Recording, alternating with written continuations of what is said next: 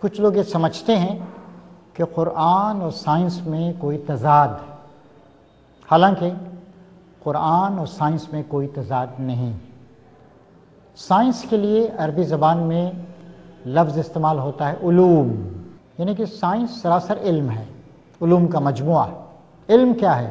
جاننا ہے، اپنے آپ کو جاننا، اپنے جسم کو جاننا، اپنے ماحول کو جاننا، اور اللہ تعالیٰ کی یہ جو وسیع و عریض اور لمبی چوڑی کائنات ہے اس کے مختلف گوشوں کو جاننا، سمجھنا، اس کا تفصیلی علم حاصل کرنا اور اس کو اپنے فائدے کے لیے استعمال کرنا، یہی سائنس کا کام۔ قرآن مجید میں اللہ تعالیٰ نے ہر طرح سے ہماری رہنمائی فرمائی اور اس نے پیشن گوئی کرتے ہوئے فرمایا ہے، اعوذ باللہ من الشیطان الرجیم، بسم اللہ الرحمن الرحیم، سنریہم آیاتنا فی الآفاق وفی انفسہم حتی یتبین لہم انہ الحق۔ ان قریب ہم انسانوں کو اپنی نشانیاں دکھائیں گے، خود ان کی اپنی جانوں میں اور آفاق میں، یعنی کائنات میں، یہاں تک کہ یہ بات ان پہ واضح ہو جائے گی کہ یہ سچ ہے، یہ قرآن سچ، یہ پیغام سچ، یہ اسلام سچ، یہ نبی سچا ہے۔ چنانچہ سائنس ہمیں اللہ تعالیٰ کی عظمت کو، اس کی صنائی کو، اس کی کاریگری کو، اس کی حکمتوں کو، اس کی عظمتوں کو سمجھنے میں مدد دیتی۔ میں آپ کو یاد دلاؤں کہ آج سے 1400 سال پہلے جب محمد صلی اللہ علیہ وسلم ایک نئی دنیا بنانے اور ایک نئے انسان کی تعمیر کرنے کا جب پیغام لے کر آئے اور اسلام کے پیغام کو عام کرنے کے لیے تشریف لائے، تو سب سے پہلے آپ پر جو 5 آیتیں نازل ہوئیں وہ کون سی تھیں؟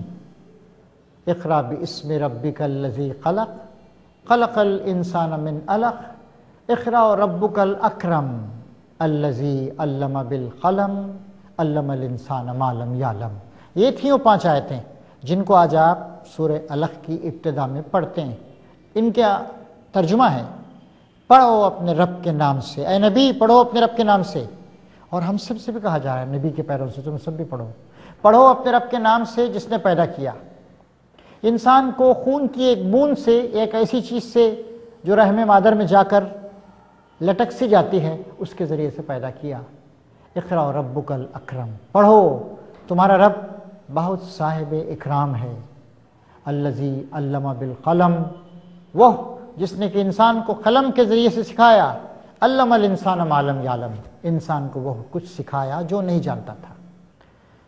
آج سے ہزاروں سال پہلے انسان کا علم بہت محدود تھا، لیکن آہستہ آہستہ انسان نے کوشش کی، جدوجہد کی، اپنی آنکھوں کو، اپنے کانوں کو، اپنے دل و دماغ کو، اپنی سوچنے سمجھنے کی صلاحیتوں کو استعمال کیا اور وہ کائنات کے بارے میں زیادہ سے زیادہ علم حاصل کرنے لگا۔ قرآن مجید جب آیا اس نے سب سے زیادہ زور اس بات پر دیا کہ پڑھو، حالانکہ خود نبی کریم صلی اللہ علیہ وسلم پڑھے لکھے نہیں تھے، نبی امی تھے آپ کا تعلق ایک ایسی قوم سے تھا جو پڑھی لکھی نہیں تھی۔ اس زمانے میں دنیا میں پڑھنا لکھنا عام نہیں تھا۔ آج بھی ہندوستان کی یہ حالت ہے کہ ہمارے ہاں صرف 65% لوگ تھوڑا بہت لکھنا پڑھنا اور دستخط کرنا جانتے ہیں۔ گریجویٹس کی تعداد دیکھیں، پوری آبادی میں 5-6% سے زیادہ گریجویٹ نہیں ملیں گے۔ ہائر سیکنڈری کتنے لوگ پاس ہیں؟ 15% سے زیادہ لوگ ہائر سیکنڈری پاس بھی آپ کو نہیں ملیں گے۔ اور مجھے یاد آتا ہے 1901-1911 کی جو مردم شماری ہوئی ہندوستان میں، اس کے مطابق یہاں پر ٹوٹل لٹریسی، خواندگی 11% کے قریب تھی۔ عورتوں کی لٹریسی تو 4-5-6% تھی، اتنی کم تھی۔ تو اس طریقے سے وہ زمانہ علم کا نہیں تھا، لیکن اس زمانے میں آج سے 1400 سال پہلے نبی کریم صلی اللہ علیہ وسلم پر سب سے پہلے یہ آیتیں نازل ہوئیں، پڑھنے پڑھانے، علم حاصل کرنے کی اہمیت پر زور دیا گیا۔ اور دوسری آیت جو میں نے آپ کے سامنے پڑھی کہ ہم عنقریب اپنی نشانیاں دکھائیں گے ان لوگوں کو، انسانوں کو، ان کی اپنی جانوں میں اور آفاق میں، کائنات میں، ہورائزنس میں، یہاں تک کہ یہ بات ان پہ واضح ہو جائے گی کہ قرآن سچا ہے، اسلام سچا ہے۔ تو جدید سائنس ہماری مدد کرتی ہے اپنے آپ کو، اپنے جسم کو اور اپنی کائنات کو سمجھنے میں۔ اور جب ہم اس کو سمجھتے ہیں تو ہمیں حیرت ہوتی ہے، ہمارے علم میں اضافہ ہوتا ہے، ہمارا خیال خدا کی طرف جاتا ہے جس نے آسمان و زمین کی تخلیق فرمائی، اور پھر ہمارے ایمان میں اضافہ ہوتا ہے۔ اب دیکھیے مثلا ایک سائنس ہے زوالوجی، علم حیوانات، یا بایولوجی ہے علم حیات، یعنی انسان کی زندگی کا علم۔ آج سائنس ہمیں بتاتی ہے، آج سے 100-150 سال پہلے ہمیں علم نہیں تھا، خود اپنے بدن کے بارے میں علم نہیں تھا۔ ریڈرز ڈائجسٹ نے آج سے 20-25 سال پہلے ایک کتاب چھاپی تھی، آئی ایم جوز باڈی، میں جو کا بدن ہوں۔ اس میں انسان کا ہر عضو، اس کا دل، اس کا دماغ، اس کے پھیپھڑے، اس کے گردے، اس کی جلد، یہ سب کے سب خود بات کرتے ہیں، کہتے ہیں ہم ایسے ہیں، ہم ایسے ہیں، ہم ایسے ہیں۔ ابھی حال میں اس کتاب کا اردو ترجمہ بھی آیا ہے، جسم کے عجائبات، اس میں کچھ اور چیزوں کا اضافہ بھی کیا گیا ہے۔ اس کتاب کو آپ پڑھتے ہیں تو آپ کو حیرت ہوتی کہ انسان کا جسم، انسان کا بدن اللہ تعالیٰ کی عظمت کی کتنی بڑی نشانی۔ مثلا ایک سیل، ہمارے بدن میں 100 ٹریلین سیلز ہیں، ہر سیل اپنی جگہ ایک پورا وجود۔ بلکہ ہارون یحییٰ صاحب نے کچھ CDs وغیرہ بنائے ہیں، اور ان کا پروگرام آپ harunyahiya.com ڈاؤن لوڈ بھی کر سکتے ہیں۔ ان کی CDs کو آپ، انگلش میں ہیں ان کی زیادہ تر چیزیں، اور ترکی زبان میں ہیں، میرا خیال ہے کہ اردو وغیرہ میں بھی کہیں ترجمہ ہوا ہوگا پاکستان میں۔ اس میں وہ بتاتے ہیں کہ انسان کا جو ایک خلیہ ہوتا ہے، سیل، باڈی کا سب سے چھوٹا حصہ، وہ اپنی جگہ ایک پورا شہر ہوتا ہے۔ جیسے خلیے کو سمجھنے کے لیے آپ کو اسے اتنا بڑا کرنا پڑے گا جیسے لندن شہر۔ ایک خلیہ، ایک سیل کچھ چیزوں کو ریسیو کرتا ہے، کچھ چیزوں کو مینوفیکچر کرتا ہے، کچھ چیزوں کو محفوظ رکھتا ہے، کچھ چیزوں کو مینوفیکچر کر کے دیتا ہے۔ ایک سیل وہ اس کا ایک پولیسنگ کا سسٹم ہوتا ہے، غلط چیزوں کو اندر آنے نہیں دیتا ہے، اور جو بیکار چیزیں اس کے پاس ہوتی ہیں، یعنی کاربن وغیرہ پیدا ہوتا ہے، اس کو واپس بھیج دیتا ہے، یعنی کلیننگ کا سسٹم بھی اس کے پاس۔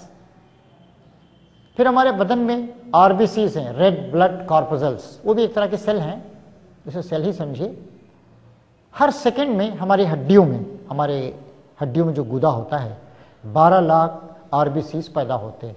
ایک RBC ریڈ بلڈ کارپسل ایک طرح کا سیل ہے، وہ ہمارے بدن کے تقریباً 75,000 چکر لگاتا ہے، اور 120 دن کے بعد وہ مر جاتا ہے، پھر بدن سے باہر بھیج دیا جاتا ہے، نئے سیل بنتے رہتے ہیں۔ ایک انسان کی زندگی میں، اس کی پوری زندگی میں تقریباً 500 کلو گرام اس طرح کے سیل بنتے ہیں۔ یہ اللہ تعالیٰ کی قدرت ہے جس کے بارے میں ہم کو معلوم نہیں تھا، اب ہمیں معلوم ہو رہا ہے ایک سیل کتنے کام کرتا ہے۔ ہماری آنکھوں کے بارے میں دیکھیے، آج سے 50 سال پہلے ریٹینا ڈیٹیچمنٹ، آنکھ کے اندر ایک پردہ ہوتا ہے، ہم جو کچھ دیکھتے ہیں اس کی تصویر اس پردے پہ بنتی ہے، اس کے بعد وہاں سے وہ جو ہے ٹرانسفر ہو کر ہمارے دماغ میں جاتی ہے، اور دماغ اسے سمجھتا ہے، سمجھ کے بتاتا ہے بھائی یہ کیا چیز۔ اب ریٹینا جو ہے 3 پردے ہوتے ہیں، اگر ریٹینا ڈیٹیچمنٹ ہو جاتا 50 سال پہلے اس کا کوئی علاج نہیں تھا، ابھی 30-40 سال پہلے اس کا علاج دریافت ہوا، اب اس کا علاج کیا جاتا ہے۔ ہماری آنکھ کے بارے میں سائنسدان اور زولوجسٹ بتاتے ہیں کہ ہماری آنکھ ایک وقت میں 15 لاکھ پیسز آف انفارمیشن کو ہینڈل کر سکتی، 15 لاکھ مختلف ٹکڑے ہیں، آپ جس چیز کو بھی دیکھتے ہیں اس کے ٹکڑوں جوڑ کر وہ آپ کو بتا دیتی۔ اور ہماری آنکھ چھوٹی سی ہے، اس سے بڑی نہیں ہے آنکھ ہماری، لیکن بڑے سے بڑا ایک کوئی منظر ہو اس کو یہ چھوٹا کر کے وہ آپ کے دماغ میں بھیج دیتی ہے۔ کتنی بڑی بات۔ ہمارے آنکھ میں جو سیلز ہیں، سائنسدانوں نے گن کے بتا دیا ہے کہ 13 کروڑ 70 لاکھ سیلز ہیں۔ 13 کروڑ سیلز راڈس کی صورت میں ہیں، سلاخوں کی صورت میں، اور 70 لاکھ سیل یہ کونس کی صورت میں، کونک شکل کے ہیں۔ یہ جو 13 کروڑ سیل ہیں ایک ایک آنکھ میں ہماری، یہ بلیک اینڈ وائٹ چیزوں کو دیکھتے ہیں، اور 70 لاکھ جو سیل ہیں وہ کلرز کو دیکھتے ہیں، ریڈ ہو، وائٹ ہو، یا ریڈ ہو یا اور دوسرے کلرز ہوں، یلو ہو، گرین ہو، بلو وغیرہ، اس کو دیکھتے ہیں۔ آپ نے آج تو ٹی وی کا زمانہ ہے، اب ٹی وی سے ہی ہمارا پروگرام ملاحظہ فرما رہے ہیں۔ ٹی وی کا جو دنیا کا موسٹ سافسٹیکیٹڈ، موسٹ کمپلیکیٹڈ کیمرہ ہو سکتا ہے، ہماری آنکھ اس سے بھی لاکھوں گنا زیادہ کمپلیکیٹڈ۔ چنانچہ ہمارے سائنسدان بتاتے ہیں کہ جس طریقے سے چھوٹے سے ذرے کا آپ کمپیریزن سورج کے ساتھ نہیں کر سکتے، اسی طریقے سے انسان کی جو آنکھ ہے اتنی سوفسٹیکیٹڈ ہے، اتنی کمپلیکیٹڈ ہے، اتنے کام کرتی ہے، اتنے فنکشنز انجام دیتی ہے، روشنی میں، اندھیرے میں، وغیرہ وغیرہ، اور اتنی اچھی تصویر یہ چیز کے لے کر دماغ تک بھیجتی ہے کہ دنیا کا موسٹ سوفسٹیکیٹڈ اور موسٹ کمپلیکیٹڈ ٹی وی کا کیمرہ بھی اس کا مقابلہ نہیں کر سکتا ہے۔ اب دیکھیے اس آنکھ کے بارے میں ہمیں جو علم ہو رہا ہے، ہمارے ایمان میں اضافہ ہو رہا ہے، سائنس ہمارے ایمان میں اضافہ کر رہی ہے کہ اللہ تعالیٰ کتنا عظیم ہے، کتنا بڑا ہے۔ اسی طریقے سے ہمارا دل، یہ آپ کی مٹھی جتنی بڑی ہے اتنا ہی بڑا آپ کا دل۔ یہ دل آدمی رحم مادر میں، ماں کے پیٹ میں جب چند دن کا تھا، 1-1.5 ہفتے کا، اس وقت کچھ سیلز ایک جگہ جمع ہو گئے، انہوں نے ہلکے سے حرکت شروع کر دی، 1-2 مہینے کے اندر دل بن گیا، دل دھڑکنے لگا۔ انسان ماں کے پیٹ میں تھا تب بھی دل دھڑک رہا تھا، پیدا ہوا اس کے بعد بھی دل دھڑک رہا ہے، زندگی کی آخری سانسوں تک یہ دل دھڑکتا رہتا ہے۔ مرد کا اگر دل ہے، ایک بالغ مرد کا، تو 1 منٹ میں 72 بار، اور عورت کا اگر دل ہے تو 1 منٹ میں 79 بار، 79 بار دھڑکتا رہتا ہے۔ کبھی اگر اس نے کچھ حرکتیں مس کر دیں جان خطرے میں پڑ جائے گی، زیادہ حرکتیں دھڑکنیں مس کر دیں آپ کا انتقال ہو جائے گا۔ زندگی کی آخری ساعتوں تک یہ کام کرتا ہے۔ آپ نے محمد علی کلے، مشہور عالمی چیمپئن مکہ باز کے بارے میں سنا ہے؟ اس کا مکہ کتنا مضبوط ہوگا، کسی کے جبڑے پہ پڑتا تو جبڑے کو توڑ دیتا، لیکن یقین مانیے کہ آپ کا دل محمد علی کلے کے مکے سے بھی زیادہ مضبوط۔ محمد علی کلے آدھے گھنٹے تک اپنے مکے کو یوں نہیں کر سکتا ہے، لیکن آپ کا دل مسلسل کام کر رہا ہے۔ سب سے مضبوط اگر کوئی مزل ہے، عضلہ ہے آپ کے دل، آپ کے بدن میں، تو یہ دل، اور پھر یہ پورے کے پورے بدن میں خون کو سپلائی کر رہا ہے۔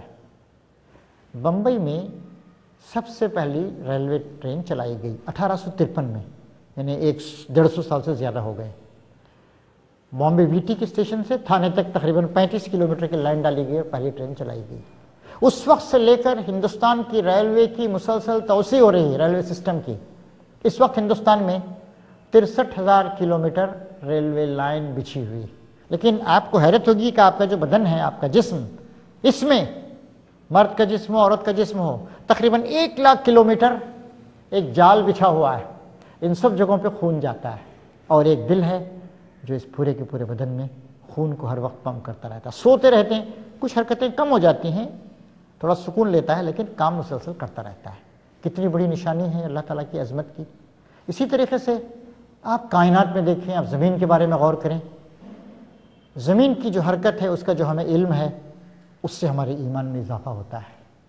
ہماری زمین 25,000 میل کا ایک گھیرا، ایک گولا ہے، اور 24 گھنٹے میں 25,000 میل گھوم جاتی ہے۔ ایکویٹر پر یعنی خط استوا پر اس کی رفتار یہ ہے 24 گھنٹے میں 25,000 میل، یعنی کہ تقریباً 1,000 میل سے زیادہ رفتار سے گھنٹے میں حرکت کر رہی ہے۔ قطبین میں، نارتھ پول، ساؤتھ پول میں اس کی رفتار تقریباً نہیں ہے، گھٹتے گھٹتے گھٹتے گویا نہیں ہے، اتنی کم ہو جاتی ہے۔ ایک جگہ اللہ تبارک تعالیٰ ارشاد فرماتا ہے کہ یہ اللہ تعالیٰ ہی ہے جس نے آسمانوں اور زمین کو تھام رکھا ہے کہ وہ اپنی جگہ سے ٹل نہ جائیں۔ پھر وہ کہتا ہے اگر وہ اپنی جگہ سے ٹل جائیں تو پھر کوئی نہیں ہے جو ان کو سنبھال سکے۔ ایک ریلوے کا انجن ہوتا ہے، 2,500 سے لے کر 4,000 ہارس پاور کی اس کے اندر قوت ہوتی ہے، تب وہ 20-22 ڈبوں کو کھینچنے کے قابل ہوتا ہے۔ ہماری اتنی بڑی زمین کو اللہ تعالیٰ چلا رہا ہے، سوچئے کتنی انرجی کی، کتنی توانائی کی ضرورت اس کے لیے ہوگی۔ سائنس اس بات کو ہمارے سامنے کھول کے بیان کرتی ہے۔ پھر ہماری یہ زمین سورج کے اطراف اتنے ایگزیکٹ، اتنے ٹھیک طریقے سے چل رہی ہے کہ سورج کے اطراف اس کو اپنا ایک چکر پورا کرنے میں 365 دن، 5 گھنٹے، 48 منٹ اور 45.51 45.51 سیکنڈ لگتے ہیں۔ اور رفتار کیا ہے جناب؟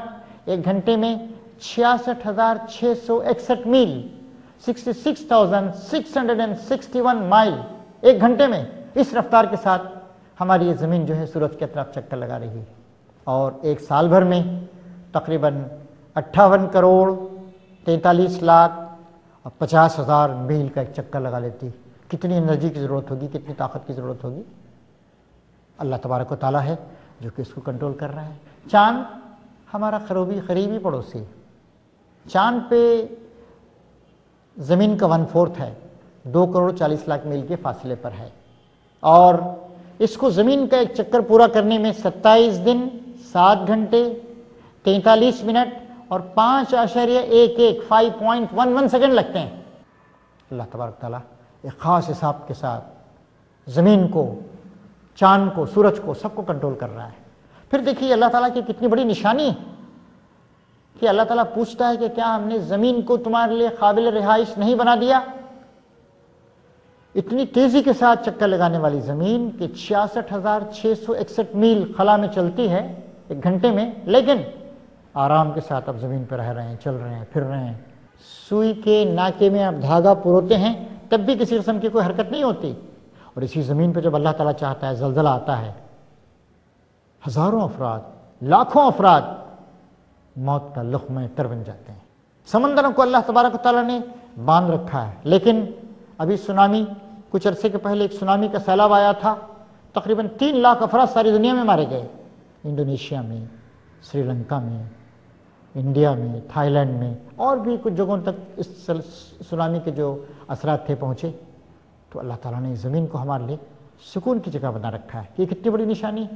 پہلے ہم صرف زمین کو دیکھتے تھے، لیکن اب اللہ نے ہمیں اتنا علم دیا ہے کہ زمین، اس کی حرکت، اس کی رفتار، اس کو سورج کی طرف چکر لگانا، اور اس کی تہوں میں کیا کچھ چھپا ہوا ہے، زلزلے کس طریقے سے آ رہے ہیں، سونامی کا طوفان کس طریقے سے آیا، کتنی چیزیں ہیں جن کا آج ہم کو علم ہو رہا ہے۔ یہ ساری کی ساری چیزیں اللہ تعالیٰ ہمیں بتا رہا ہے، اپنی نشانیاں، اپنی عظمت کی نشانیاں اس کے ذریعے سے ہم پہ ظاہر کر رہا ہے۔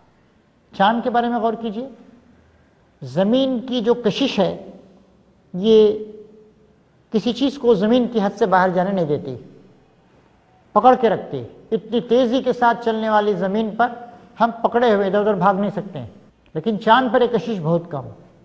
چاند پر آپ بات نہیں کر سکتے اس لیے کہ وہاں پر ہوا نہیں ہے، آکسیجن نہیں، یہاں پر آپ بات چیت کر سکتے ہیں۔ آپ بات کرتے ہیں، بات کرنے میں آپ کے ہونٹ، آپ کے دانت، آپ کی جیبھ اور آپ کا وائس باکس، یہ سب کے سب کام کرتے ہیں۔ ہوا میں ایک لرزش پیدا ہوتی ہے، یہ لرزش سفر کرتی ہے، دوسرے کے کان تک جاتی ہے، کان اس کو کیچ کرتا ہے، کان اس کو کیچ کرنے کے بعد لہروں میں تبدیل کرتا ہے، پھر دماغ تک بھیجتا ہے، اور آپ کا دماغ سمجھتا ہے کہ کیا بات کہی جا رہی ہے، کمیونیکیشن ہوتا ہے، بات پہنچتی ہے دوسرے تک۔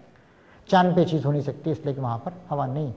پھر جناب زمین پر درجہ حرارت جاڑے کے موسم میں کہیں کہیں یعنی 0 سے 10 20 30 ڈگری کم تک ہو جاتا ہے، اور گرمی کے موسم میں خود ہندوستان میں ہم دیکھتے ہیں دلی میں 47.5 ڈگری ہو جاتا ہے، اور پنجاب کے کچھ ریگستانی علاقوں میں 50 ڈگری تک ہو جاتا ہے، لیبیا، کویت وغیرہ میں 50-55 ڈگری تک ہو جاتا ہے۔ لیکن اس چاند پر جو فلکچویشن ہے درجہ حرارت کا، یعنی کہ 0 سے 100 ڈگری کم، اور 0 سے 150 ڈگری، 100 ڈگری پہ پانی کھول جاتا ہے۔ اللہ تعالیٰ نے کتنی آسانی کے ساتھ ہم کو زمین پر رہنے کا موقع عنایت فرمایا۔ کیا زمین خود بخود بن گئی؟ کیا کوئی بنانے والا نہیں ہے، کوئی چلانے والا نہیں ہے، کوئی کنٹرول کرنے والا نہیں ہے؟ اللہ تعالیٰ کہتا ہے کہ ان سب چیزوں پہ غور کرو، تدبر کرو، تفکر کرو۔ اسلام نے اس پہ بہت زور دیا۔ اگر تم ان چیزوں کو دیکھو گے، ان کی ماہیت، ان کی تخلیق، ان کے کنٹرول، اگر تم اس کا مطالعہ کرو گے تو تم خدا تک پہنچ جاؤ گے۔ تو اس طریقے سے سائنس ہم کو خدا کو اور خدا کے کاموں کو سمجھنے میں مدد دیتی ہے۔ اللہ تبارک و تعالیٰ تک سائنس ہم کو جانے کا موقع فراہم کرتی ہے۔ اس طریقے سے سائنس میں اسلام میں کوئی تضاد نہیں۔ افسوس کی بات یہ ہے کہ مسلمانوں میں سے کچھ لوگ سائنس سے واقف نہیں۔ چند دن پہلے مجھے علماء کے کیمپ میں دلی میں شرکت کرنے کا موقع ملا۔ وہاں پر ایک صاحب نے کہا کہ میں آپ کو ایک کتاب بھیجوں گا، اور اس کتاب کے ذریعے سے آپ کو معلوم ہوگا کہ زمین تو اپنی جگہ ساکن ہے اور سورج اس کے اطراف چکر لگا رہا ہے۔ کیسی بات ہے، لوگ اب تک کچھ کر رہے ہیں۔ ضرورت ہے کہ ہمارے مدرسوں میں سائنس پڑھائی جائے۔ یہ بات اگر ہم کسی بچے سے کہیں، 5ویں کلاس یا 7ویں کلاس کے بچے سے کہیں کہ بھائی زمین رکی ہوئی ہے اور سورج اس کے اطراف چکر لگا رہا ہے، ہنسے گا وہ۔ اور جناب جب اس طرح کی کوئی بات کہتا ہے تو ہم پریشان ہو جاتے ہیں کہ بھائی کیا ثبوت دے اسے، کیا سمجھائیں اسے۔ ایک ایسی بات جو بالکل سائنٹیفک بات ہے، پرووڈ بات ہے، تو اس طرح کی جو چیزیں ہیں بہت افسوسناک باتیں، بہت شرمناک باتیں ہیں بلکہ یہ کہ ایک عام انسان پڑھا لکھا نہیں ہے. ہمارے علماء میں سے کچھ لوگ، مدرسوں میں پڑھنے والے کچھ لوگ سائنس سے واقف نہیں ہیں. آج سائنس کی کتنی کتابیں ملتی ہیں، بیسک سائنس کی کتنی کتابیں ہیں، سائنس کی تفصیلی کتابیں ہیں، اخبارات میں اس طرح کی چیزیں آتی ہیں. ان سب کے ذریعے سے ہم کو معلوم ہوتا ہے کہ اللہ تبارک و تعالیٰ کی ایک کائنات کتنی وسیع ہے، کتنی پیچیدہ ہے، کتنی لمبی چوڑی ہے، کتنی بڑی ہے، کیسی کاریگری ہے اس کے اندر، اور اللہ تعالیٰ کی عظمت کا سچا احساس ہم کو ہوتا ہے.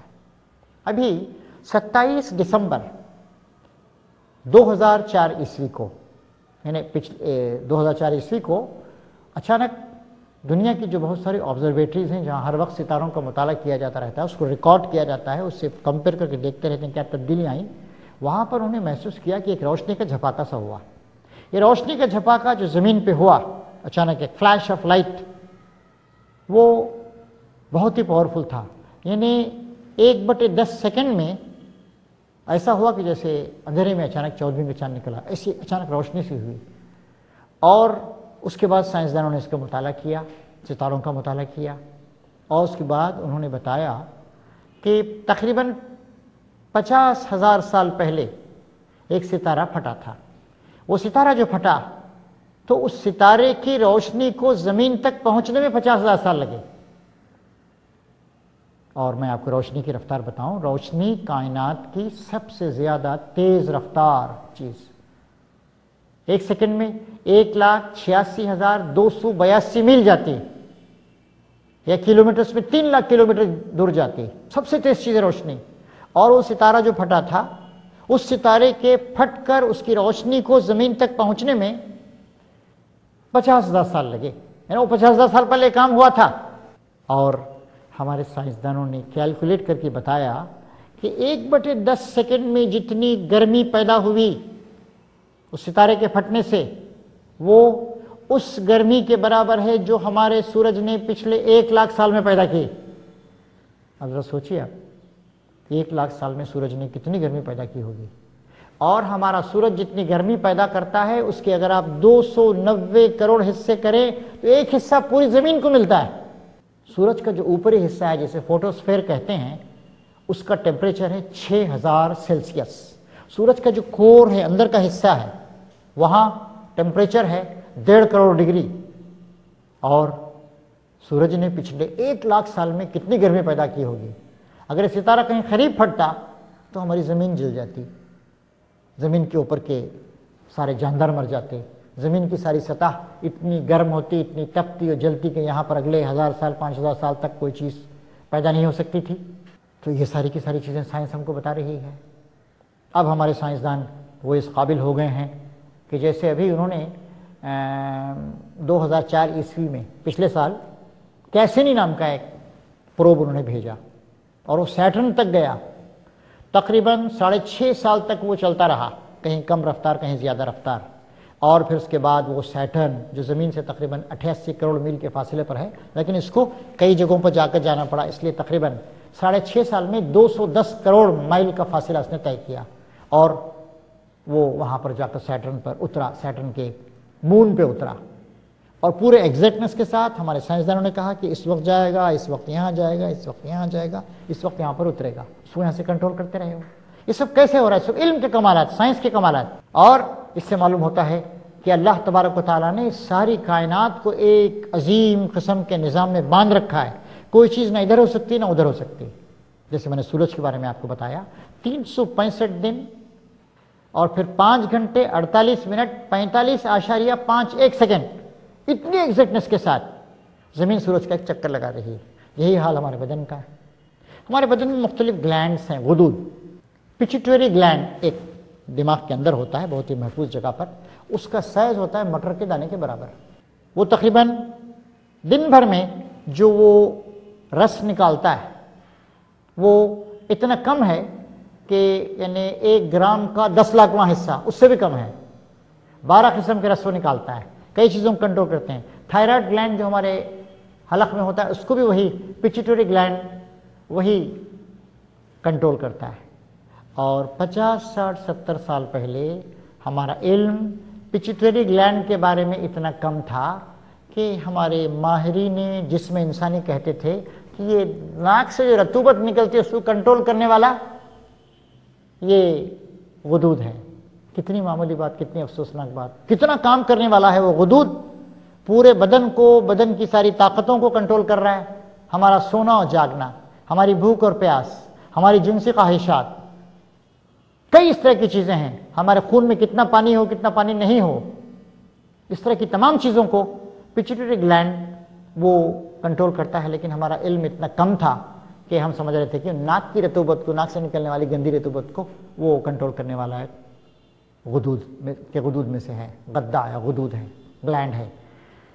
تو اس طریقے سے اللہ تبارک و تعالیٰ نے جو فرمایا کہ ہم عنقریب اپنی نشانیاں انسانوں کو دکھائیں گے، ان کے نفس میں بھی، یعنی ان کی زندگیوں میں اور کائنات میں دکھا رہا ہے۔